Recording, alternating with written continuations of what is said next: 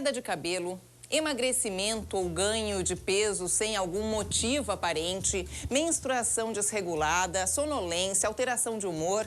Olha, todos esses sintomas podem ser sinais de que os seus hormônios andam meio desequilibrados. O nível de estresse diário e estilo de vida que a gente tem também são fatores que influenciam o equilíbrio hormonal. Por isso, comer bem, saber manter a calma diante das dificuldades e, lógico, se exercitar regularmente podem ajudar a manter a produção de hormônios normal, melhorando a nossa qualidade de vida. Bom, para falar mais sobre esse assunto, lógico, eu recebo aqui o meu querido amigo também, doutor Belarmino José da Silva. Doutor, obrigada pela participação. Obrigado eu. Boa tarde para todos de casa, né? Eu acho interessante esse tema porque muitas vezes a gente coloca sempre a patologia, a doença, e não sabe como que possa ocorrer. A causa. A causa. Então, assim, esses hormônios que podem gerar tudo isso, ganho de peso, perda de peso, insônia, mau humor, são hormônios conhecidos como moduladores do humor. Esses hormônios são 4 principais: as endorfinas, o cortisol, o hormônio de crescimento e a dopamina.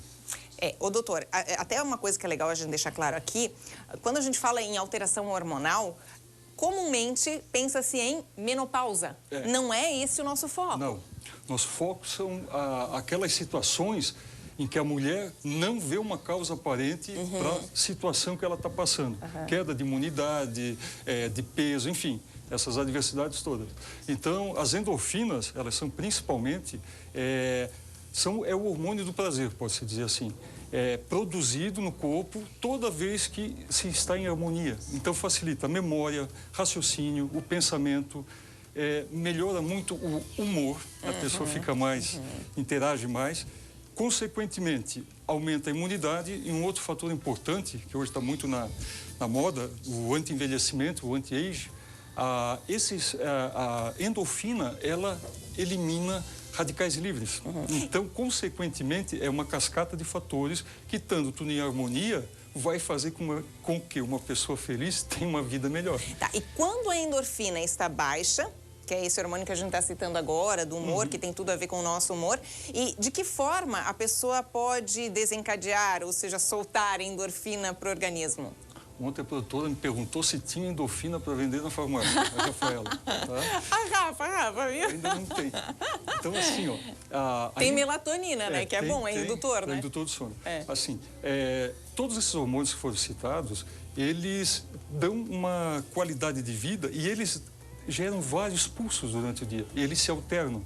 Então, todos esses citados, a endorfina, que é do prazer, o cortisol, que é do estresse, o GH, que é do crescimento, e a dopamina, eles se alternam durante o dia. Então, assim, são quatro principais. É o próprio corpo quem produz. Tá?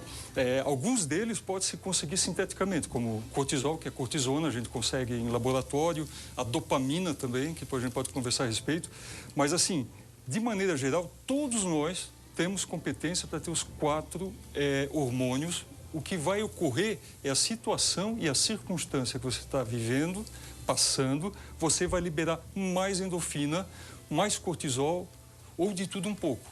Porque o domínio do hormônio vai se dar pela forma como você lida com os seus problemas. E as consequências vão ser a doença. Olha, tudo a ver com o psicológico. Tudo.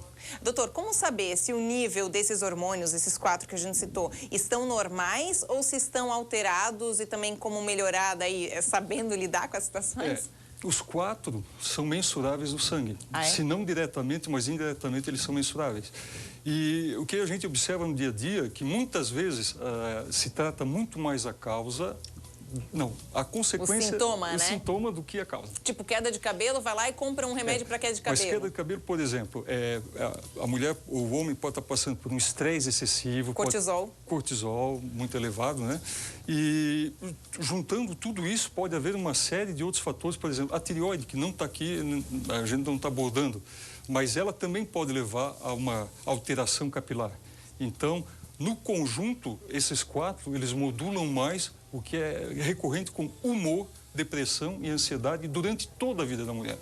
Não só de menina, já começa com o hormônio do crescimento, que é o GH, até a terceira idade, quando os hormônios existem em menos quantidade, mas funcionam da mesma forma. Quando a gente fala em hormônio do crescimento, esse GH, continua sendo liberado mesmo em idade mais avançada. E o que ele se refere no nosso organismo? Tá. Sintomas também. O GH, o hormônio do crescimento, ele é obrigatório para o desenvolvimento do corpo. Então, todos nós temos. Com o passar do tempo, há uma redução. A partir de 45, 50 anos, há uma redução significativa. Mas até durante a vida adulta, ele não age só em altura. Ele, na verdade, é um hormônio anabolizante. Ele pega da gordura, isso para pessoas que não tenham obesidade mórbida. Alguma gordura localizada, quando se aplica ou se toma o GH, ele pega a gordura localizada e transforma em energia. Então, ele anaboliza, ele gera mais proteínas, mais massa muscular, faz com que a pessoa substitua a gordura por massa muscular. Olha só. E esse hormônio, por exemplo, tem um caso até no Brasil de um atleta bem conhecido. Às vezes não é muito alto a genética. Quem determina a altura é a genética. Mas o hormônio do crescimento, se feito na adolescência, uma pessoa que tinha uma genética para ter 1,60, foi o caso do Zico. Tá? Sério? E eles querem potencializar, usa-se, sem consequências maiores, o hormônio do crescimento e vai a 1,70, 1,75. Nossa, isso que idade, mais ou menos, doutor? O melhor período, porque já começa a partir dos 9 anos. Se começar a ver na escala de altura e peso pelo próprio pediatra, que não está tendo um desenvolvimento adequado, acaba tendo uma disfunção. A mãe começa a ver que o filho dela não tem a mesma desenvoltura que os demais. Então, com 9 anos já se aplica e vai até em torno de 18 anos. Que interessante. Aqui na região é um produto muito caro, mas muito, muito interessante no sentido assim do poder dele. E ele está muito em tônica no momento pelo seguinte: também, se houver, ele não gera tumores, ele é 100% bom. Mas se houver latente uma predisposição para tumor, ele pode potencializar. Ele pode fazer com que aquela célula adormecida possa virar num tumor.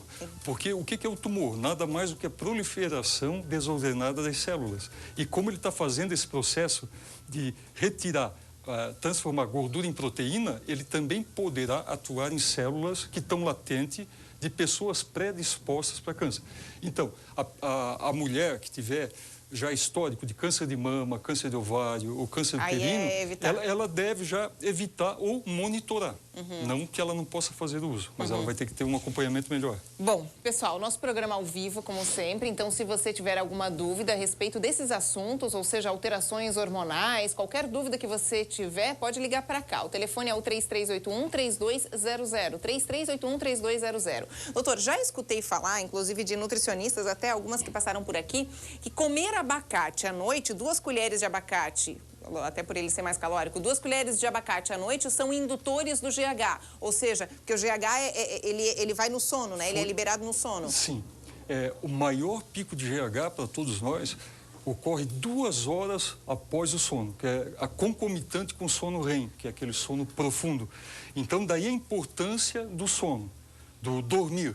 2 horas de sono profundo, não de vigília. Não adianta ficar num estágio torpe, tem que estar mais aprofundado para poder liberar. Então, por isso que criança dorme muito mais para poder liberar esse hormônio do crescimento, né? Os recém-nascidos alternam, às vezes acordam só para mamar e vai indo. E por isso que na terceira idade se dorme menos. Tem menos hormônio do crescimento agindo. Que interessante. Então, a insônia está também ligada. Relacionada a isso. A liberação desse GH, ela existe para todos nós e vai depender do estímulo que recebe para poder desenvolver. Mas ele é a maior quantidade da infância até a vida adulta. E os outros hormônios, doutor? Bom, a gente já falou que pelo sangue é possível ver... Dosar o cortisol, por exemplo. Uma pessoa muito estressada, o cortisol vai estar elevado. E pode acontecer o quê com o cortisol elevado? Ele obedece um ciclo que se chama ciclo circadiano. O que é isso? Pela manhã, todos nós temos o cortisol um pouco mais elevado, mas dentro de um parâmetro. Pela bioquímica, de 5 a 30. Se eu acordar já com 35, eu estou com estresse sobrecarregado. E se percebe que o maior número de infartos e problemas cardíacos ocorrem pela manhã. Isso é fato. Por causa do cortisol. O cortisol mais elevado, com alguma situação que possa estressar, já pode levar, seja homem ou mulher, se tem uma predisposição para coronariopatia, a possibilidade de ter um infarto ou alguma complicação coronariana aumenta no período da manhã. Ele estando uma vez entre 5h30, vamos supor, 20, a tendência durante o dia é reduzir. Por quê? Porque os demais vão se equilibrando com ele. Ele vai tendo menos efeito sanguíneo. Ele vai até a noite, o período da noite, ele começa a reduzir e vai aumentar também durante o sono, junto com o GH. O GH. E o cortisol, ele é um hormônio dúbio. Ao mesmo tempo que ele pode fazer mal, ele nos faz bem. O corticoide nada mais o cortisol, a cortisona. Todo anti-inflamatório e analgésico, a maior parte, tem uma quantidade de cortisona. Para quê? Reduzir processos inflamatórios, reduzir processo cicatricional, até alérgicos, porque a cortisona tem o poder de inibir a reação, o que não é bom para o corpo. Mas, assim, de imediato você consegue controlar uma situação que pode se prolongar. Asma, problemas de respiratórios. Asma, rinite, tem que fazer uso contínuo, né? Aquelas bombinhas com corticoide. Eu sei bem. Doutor, temos uma ligação. Olá. Alô, quem fala? Alô, meu nome é Marina. Oi, Marina, você fala de onde? Eu falo de Blumenau. Perfeito. E sua dúvida é qual, Marina? É assim, eu tirei o útero, o ovário e a trompa quando eu tinha 36 anos. Agora eu tô com 52. Aí a médica me passou um hormônio para mim tomar, o Premarin. Só que ele me causa lesão na pele. Assim, qualquer pancadinha, e é só no braço direito. Quer dizer, melhora uma coisa e piora outra. É, só no braço direito. Qualquer pancada fica com lesão. Sim. Fica com hematomas, assim, fica bem feio. Aí eu queria saber se eu devo parar ou se eu tenho que trocar, porque a médica disse que não tem um outro hormônio que eu possa tomar. Tá certo. Marina, obrigada, Marina. Obrigado, boa tarde. O que aconteceu com a Marina? Aos 36 anos foi feita uma retirada do útero e dos ovários. Ela entrou, então, numa menopausa, né?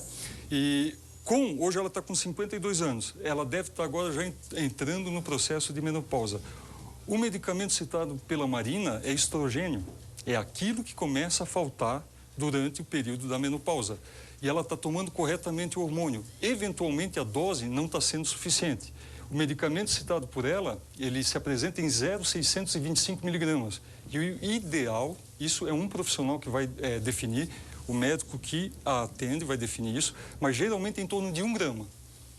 Para poder hidratar a pele, o que a Marina referiu, subentendi que ela está tendo uma fragilidade cutânea devido ao ressecamento da pele e uma dose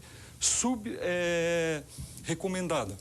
Teria que talvez aumentar um pouco. O mesmo hormônio, porém aumentado. O mesmo hormônio. O hormônio está correto, porque mulher que não tem útero, ela não pode receber progesterona, que geralmente nesses repositórios tem os dois. Entendi. É só estradiol que ela tem que receber. Viu, Marina? Bacana. Esclarecida a dúvida. Doutora, a gente tem que ir para um intervalinho rapidinho, só rapidamente para a gente entender também, que a gente não deixou claro que através do exame de sangue a gente consegue constatar qual o problema que tem e tal. Muitas pessoas têm ganho de peso muito fácil ou perda de peso muito fácil também acontece.